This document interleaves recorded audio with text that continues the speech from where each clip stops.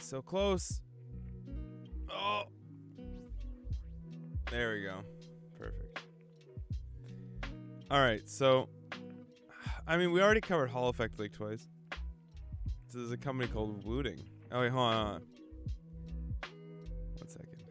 Welcome everybody to the Coffee Corner podcast. I'm gonna mark this so I can cut it later easily in the VOD. All right, now we can just talk like normal, okay? Yes, this is Hall Effect memes, which I think the best thing about this website is the diagram here. See, you got a real mechanical switch. That's crazy, right? So it allows them to switch up the. It allows them to switch up the meme. Like what the depth is that you need.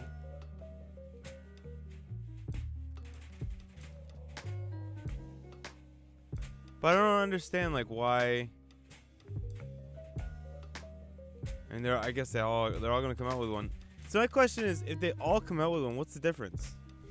Like build quality, maybe?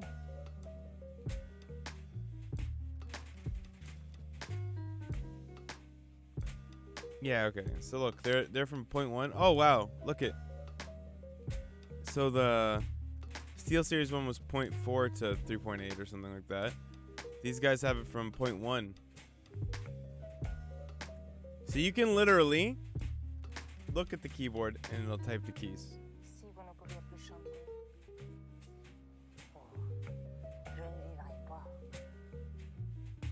Right? Intriguing. Looks good.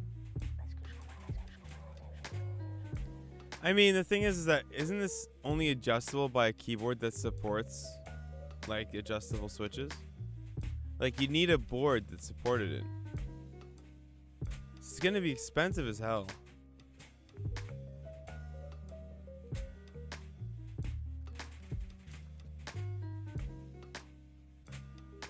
Okay.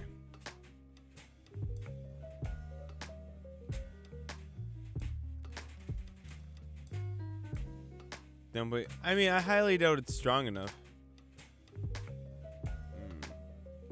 Cheers, chat.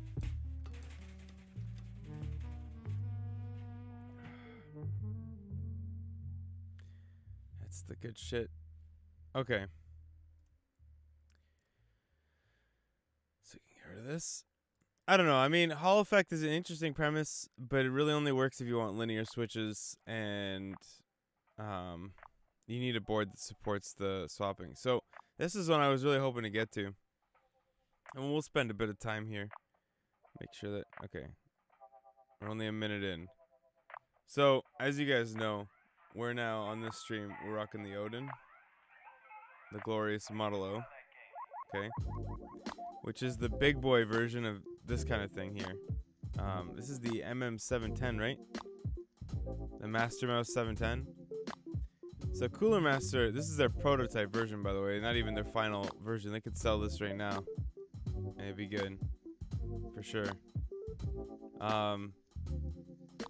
This is crazy.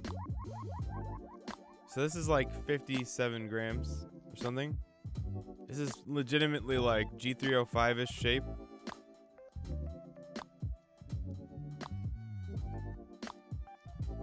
Right? So this is like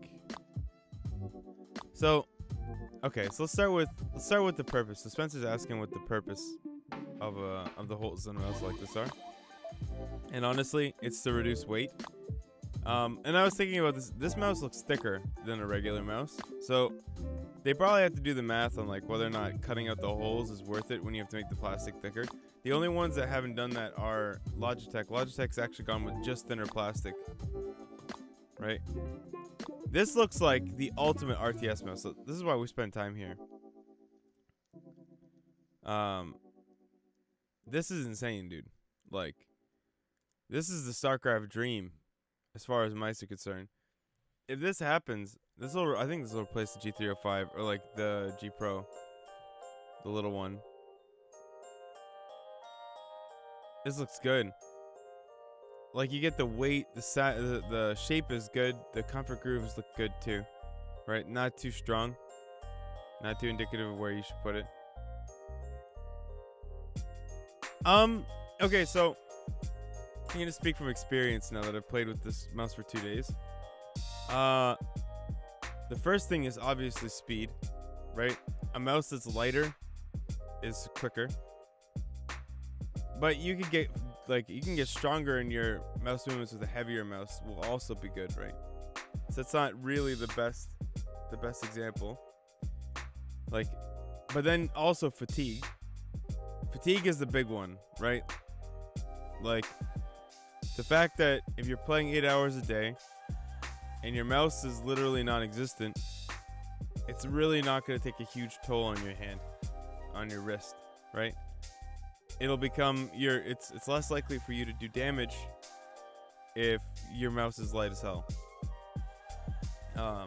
Especially like because people do strength and conditioning to make their shoulders and their wrists and their form stronger, so that they can basically be much stronger than they need to be to use a mouse all day, and then they reduce the chance of injury. Now, if you're that strong and you have a mouse like this, I highly doubt you'll ever get injured.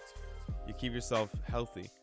Now, whether or not that's gonna actually have any like basis in science, I don't know, but that's my guess. I mean, okay, so Astral's doing the classic Twitch chat thing. You work out to use a mouse? Lol. If you like the repetitive strain injury that comes from working through an injury like constantly, right? Like once you get one of those, it's impossible to shake if you're doing this all the time.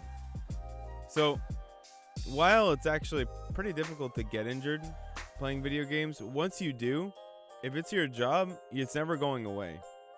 You have to stop playing. You know? So, but yeah, this is the good shape for RTS. This is the G305 shape. Yeah, it's injury prevention. I agree with Spencer here.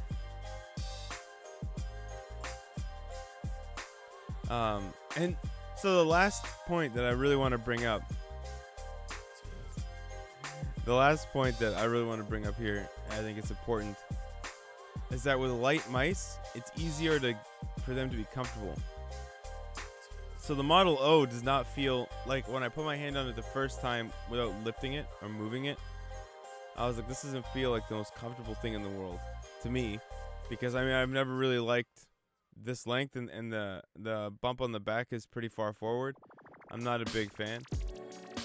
But then I realized this mouse is so light. It doesn't matter how I grip it. It's comfortable, right? Because I can still move it, like, easily. This cable is... Okay, so the cable on the O is good, Spencer, but Cooler Master has said that this is not the final cable at all. This is a prototype. They will be putting a paracord cable here, 100%. This is not the final product. This is just an intermediate step. No big deal. Like, they just wanted to put it on the show floor. It looks great.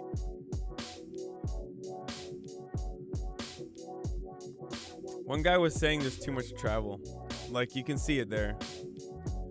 When it turns, there's a huge gap there. I hope they fix this. Like, especially for RTS, that's having click travel is the worst. Honestly, worse than having a bad shaped mouse. Very interesting here how they swap to smaller circles from bigger honeycomb ones or hex ones.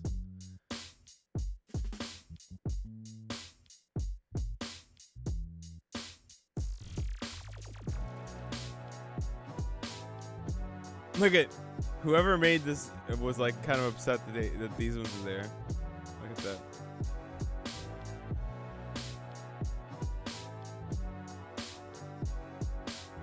So yeah, this is really neat. And I'll be buying one and unboxing and reviewing it for sure whenever it releases. They said in the coming months. The gap is... No, but it affects post-click travel, Halifax. So Halifax is saying that the gap doesn't affect where the key bottom's out. This is true. But if the bigger the gap, the more that the mouse has to travel post-click. Right? Now, with the Model O, it looks like there's a gap here too, but it actually bottoms out up at the front. So if that's true here, then maybe I'm wrong. Right? It's just, I just hope that that's not the case. Now, obviously, the fact that it's there tells you that it could be, and if it weren't, you know. Vorax1, welcome back to the sub fan, by the way. Carrying the podcast hard on the back. Very good, very good. So yeah, Cooler Master released a lot of cool shit at Computex. But this one's the one that I'm looking forward to the most. Obviously. I'm still looking for the endgame mouse since I started playing Star Wars.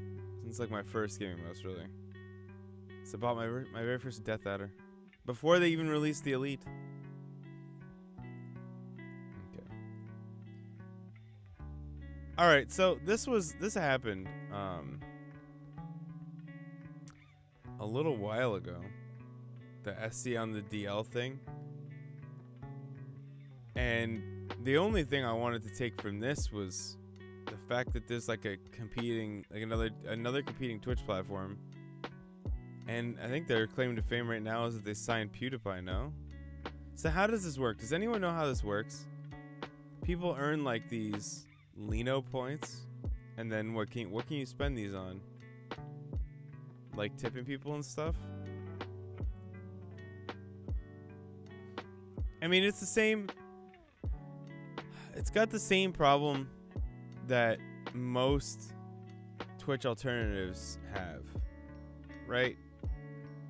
The most viewers is in PUBG Mobile at 1,295. And I'm scared to click chatting, by the way.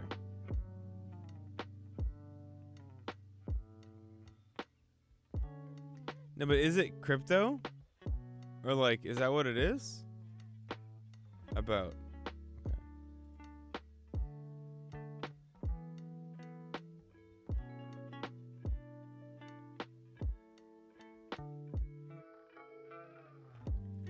When you stream on Dlive, the platform doesn't take any of your earnings, whether that's a recurring subscription or a one-time gift, compared to a traditional platform that takes roughly 50%. That is never going to change. 90.1% of each subscription and gift will go to your wallet directly, and 9.9% will go to a pool that rewards people with locked Lino points for their contributions to the network on a daily basis. Oh.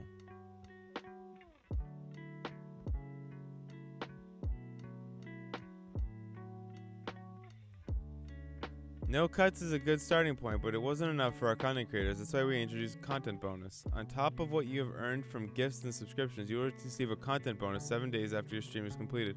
The bonus is based on the number and reputation of people who have donated to your stream, as well as how your stream ranks for overall contributions in comparison to other streams. Okay, listen. This is where I get off the ship, okay? Just because somebody has more reputation on a website than somebody else does not mean that your contributions are any more valuable than somebody else's. This doesn't seem shady at all, actually. Shady would imply that the website gets something out of it, which they don't. In fact, they're crowdsourcing your like reasons to stay here. So like if you're a memer, right? Let's say you're a 13-year-old kid, you have no money, your parents barely let you out of the house, okay? They don't even know that you play video games. Now you're on this website, you basically earn money to give to people just by chilling, because every time somebody gives a subscription, 10% of that goes to a pool which supports like the overall, you know, I don't know, like the overall funds of the clan, of the group, right? But the reputation thing, what is that? You know, people can give shit to Twitch all that they want, right?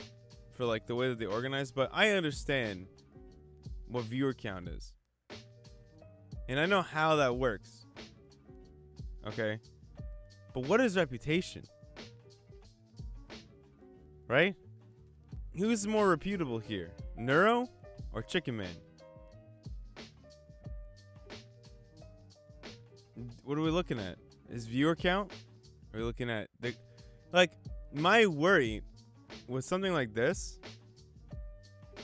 is that your reputation is based on your viewer count and the reputation of the people who watch your stream. So now you have this reputation thing, like, where you have to just ban people who are non-reputable. Right?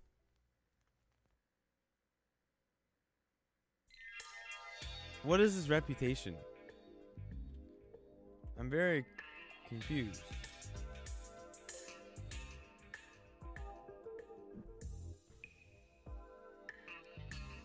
Firefox is better because it's not Chrome. I don't actually think it's better at the moment.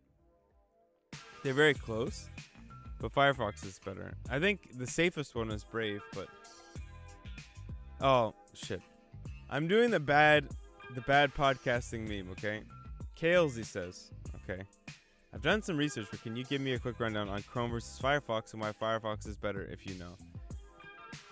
So Chrome has the obvious problem that it's made by Google, and Google controls everything. So if you kind of want to decentralize a little bit, it's nice to go with Firefox because they don't do that. They have some nice, like, you know, features as well for privacy and stuff like that. And Firefox is like, they're competing with speed too. Like, if you see every time Firefox comes out with a new update, they're like, we're the fastest. And the Chrome's like, we're the fastest. And Brave's in the corner being like, we're the safest, but we're slow as hell. We're shit. It's really funny. On my laptop, Brave is my default browser. And on my laptop, whenever I click a link in Discord, it takes about 30 seconds to load. And then I accidentally spam click 3 of them. So 3 tabs will open, but 30 seconds apart from one another, because Brave is like way too, it's slow. It's shit. It's very, but it has built-in ad blocking, built-in, like, you know, it turns off all the trackers. In conclusion, use Edge. I mean, I'd use, it depends on how paranoid you are, okay? We're going to be honest. Some people don't care what anyone knows, and honestly, power to you. I feel it. It's fine. But if you do, I would use, like, Chrome for speed, probably. Firefox if you're, like, a fence sitter. If you want some speed and some privacy, but don't really care that much about both, Firefox is good. If you want speed, Chrome is usually safe, especially because it integrates with, you know, all of your Gmail and YouTube and whatever. And now, if you want privacy, use Brave. Brave has a built-in VPN. It's built-in connect to the Tor to the Tor network. You can just turn it on, click, and you're safe. Safe. They do a lot in Brave. So Brave is, my understanding is that Brave is a fork. So Firefox is open source. Brave is a fork of Firefox. And the guy who made Firefox originally was disenfranchised with the Firefox brand and decided he had enough of it. So he like moved over. I don't know, Brave is a fork of Firefox, isn't it?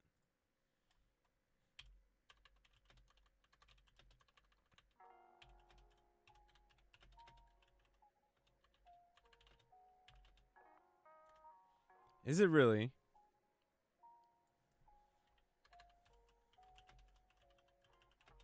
No, I don't think it is.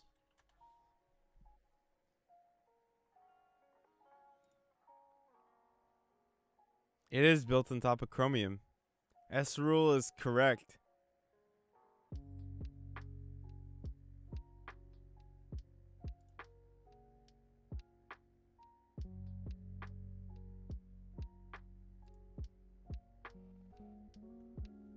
Interesting. Well, they clearly built in a ton of crap. Right? It's still good. It doesn't have the integrations that Chrome will. Right? I mean, some people are paranoid. I don't blame them. Anyway. So yeah, this turned out to be a more interesting conversation than I thought, because I hadn't really looked into this website that much. This Dlive thing. I like some of the premises here. Obviously, competition is good, but the reputation thing is not something that I think is good. I think it's bad because you don't know what it is, and you don't know how it affects you.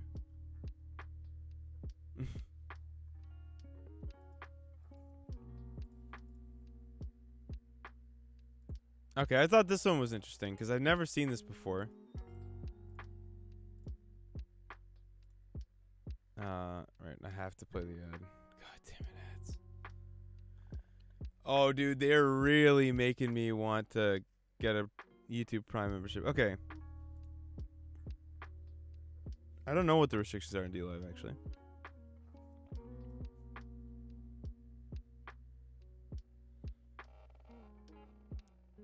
Okay, so this is a passively cooled heatsink. So there are no fans. Okay. And I thought this was nifty because not only is this passively cooled, but they managed to cool a 9900K with it, which overclocks to 5 gigahertz. There's a demo in here somewhere. So yeah, basically if you watch this video, this guy is very knowledgeable, by the way. You should follow the Gamers Nexus people if you want good info. I should do that too. I'm not logged in on my main. I think I am on my other one. Yeah, so this thing is like, the way that they do this is they separate the fans more to allow air to pass through it. They have more heat pipes, I think. I like how the heat pipes are gradiented too, like they really think of everything here. It's interesting that, you know, if you spread out where the heat goes to. Just seeing the little things that this like passive cooler has. But it's interesting to see that the shape is very similar to an active cooled like cooler, but there are clear differences. Like you need the gaps. Very neat. But it's also weird. Like look at the difference. Like there's some spots for air to get out. Like do you think that obviously this is going to be intentional, but do you think they're necessary? Like there are some spots here maybe to create like a current of air going through it.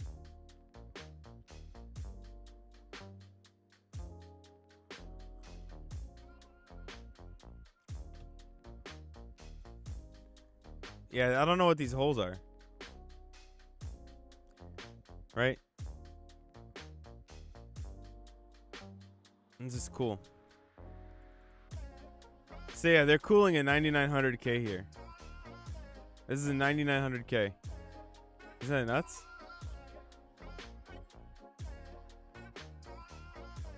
There's not even a case fan in that. Wait, is that a GPU cool passive cooler too? Holy crap. Yeah, Noctua kills it in the cooling department sometimes, man.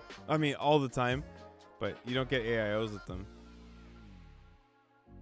How much does one of these cost? It's still prototype, Dibs. This is still a prototype. They also have some fans coming up too. I thought this is cool looking. Look at that.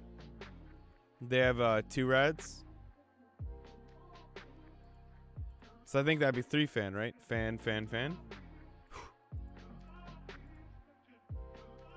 Yeah, so this is the passive cooler cooling 9900K running Prime 95 on Torture. Stable like 85 or something. This is actually bananas. It's very bananas. Okay.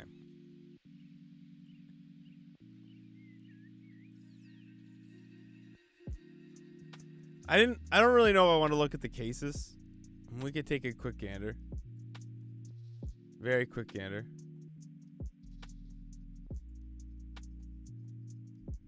Very quick gander.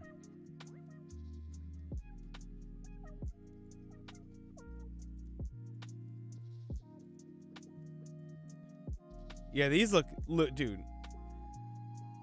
NZXT makes some good looking cases. I got to admit, I'm not a huge case fanatic. Not even really a small case fanatic. Just a, let's say a little case fanatic. I'm not a big. I mean, I have a half XP Evo. I have like the crate. I have this one.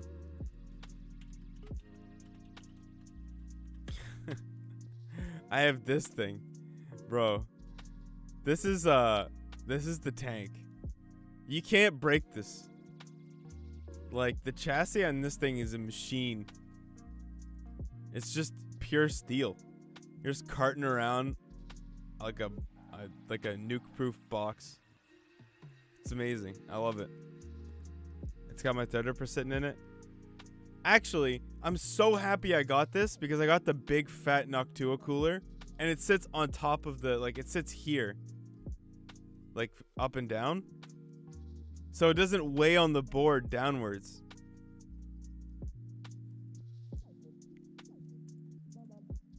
Yeah, so the cool thing about this case is that with the panels on the side, let me see if we can get a shot of that somewhere here. Okay, you can see it. So this handle sits on the frame, like on the steel frame. Isn't that nuts? So like you're carrying the box by the steel. Like you're not. It's not just like a handle or something. You're actually in on the frame of it. Oh shit, dude.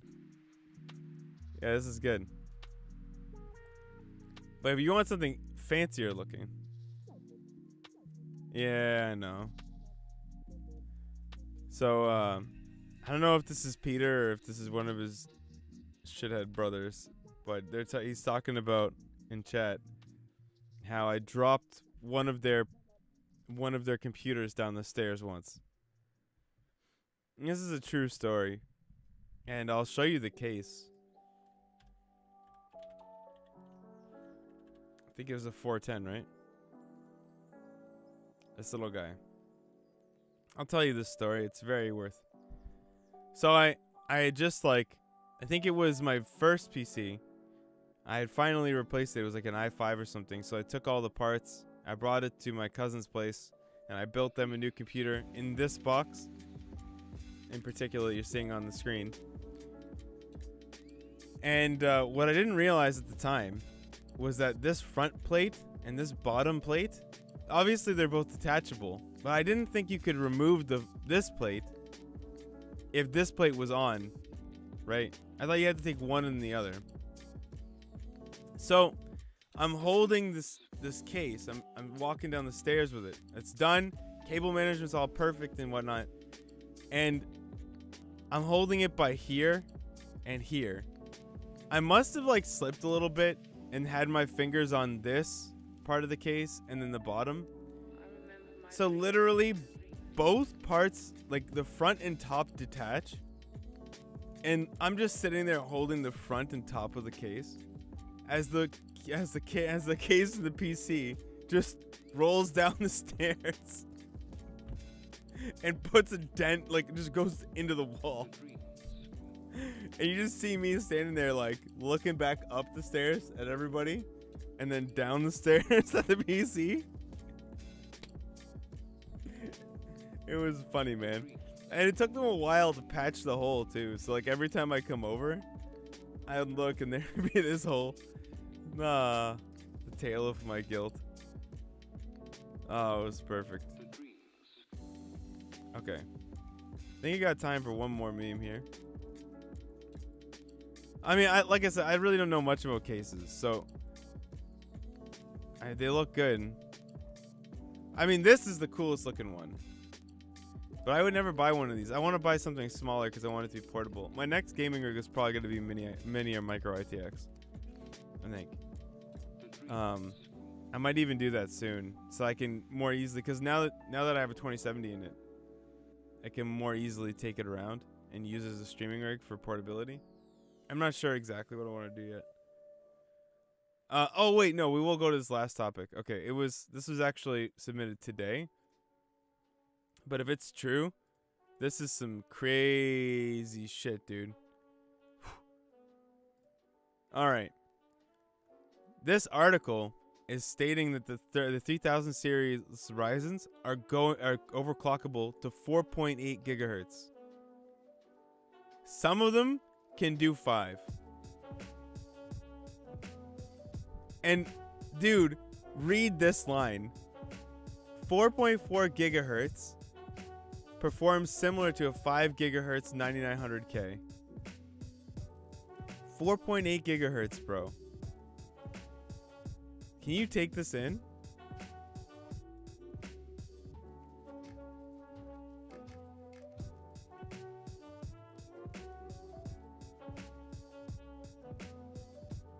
Like 4.8 gigahertz, man. And it's dual 1.35 for 4.5. Oh my god. This is insanity. The fact that it outperforms at 4.4, but you can get a 4.8 boost is nuts. Nuts, I say.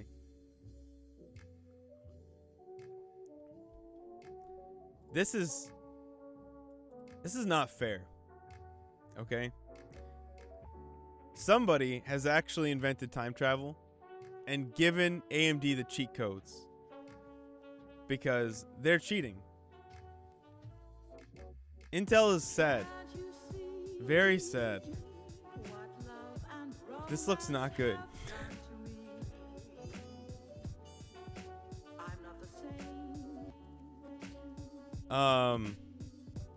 Oh. No. Okay, so for those of you who don't know, this is my initial impression. I haven't looked into it, but this line. So,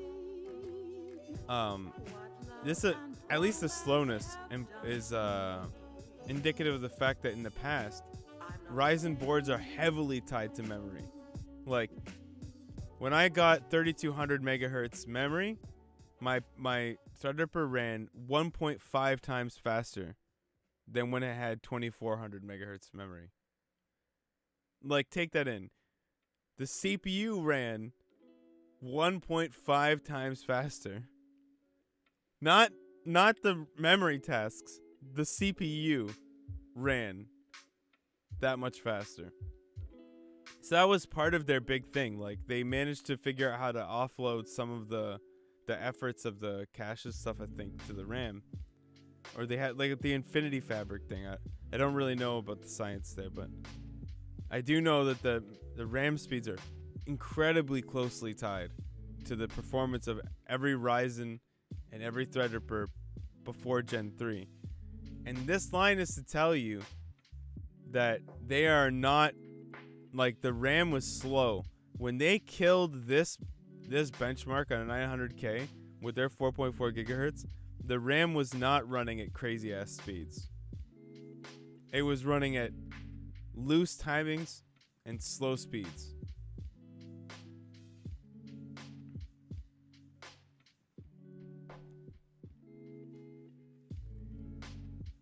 Oh yeah, dude. So Yoshimice is talking about how Intel's like re-releasing the 9900K. That's what I was talking about. That was what I was talking about when this announcement happened. Like, they're focusing on laptops. They're not even doing this. Like, they're just looking at getting the TDP down for laptops, and using the 10 nanometer to do that. They're like, if July hits, like, legitimately, I've said this before. I said it on here. I've said it during stream.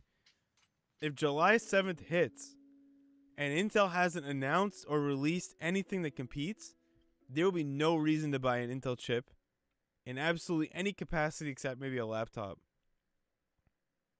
It will be destroyed in price, in heat, and in performance. By price by 50%, TDP by quite a bit, and performance by any margin makes it an obvious buy. You literally can't do what AMD's doing. It's cheating. they're doing more than Intel at half the price. Intel is going to sweat. It is ridiculous. And what's troubling is that Intel loves to double down on their prices. I can't wait to watch them die trying to sell their CPUs at the same price. It's not gonna fly, man.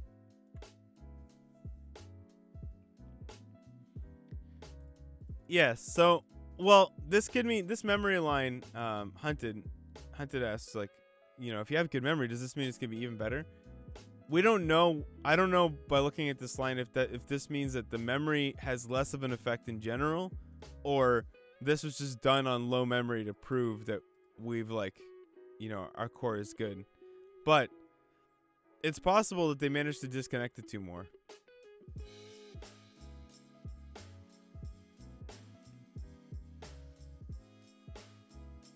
Right. Yeah, Yoshimasa says the 2700X becomes highly competitive with Intel when you get good, fast memory. This new generation is going to be somewhere in the neighborhood of 1.3 to 1.5 times faster than the 9000 series clock before memory is involved. And that sums it up. That's it. That is the meme. AMD Ryzen 3000 lineup will reportedly include a 5 GHz anniversary edition CPU in 2020. So what's crazy here, what's absolutely nuts, is that they must be close to 5 gigahertz. They have to be close. They must be just off. Thanks, Chicken Man, for the big host. They must be just short of 5 gigahertz. Because they already have planned an anniversary chip. They know they're going to get it, but they're not comfortable saying they can get it now.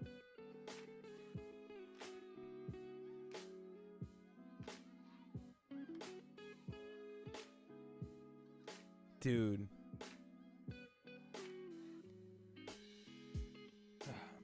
This reminds me of, you know what this reminds me of? This reminds me of what happened to H1Z1 when PUBG came out. You guys remember that? I'm not any tech fanboy, pretty much. I don't think this is a tech company I stand. Yeah, I have never seen what is happening right now happen except for in PUBG. Like PUBG and H1. I don't know if you guys remember that. When H1, actually, yeah, we'll finish this and then I'll change things stuff. So when H1Z1 came out, it was literally dead over. When PUBG came out, H1Z1, which was huge on Twitch and in player base, literally died overnight. Like, no one played it anymore. PUBG was just better in every way, and that was it. All right, that's the end of the podcast.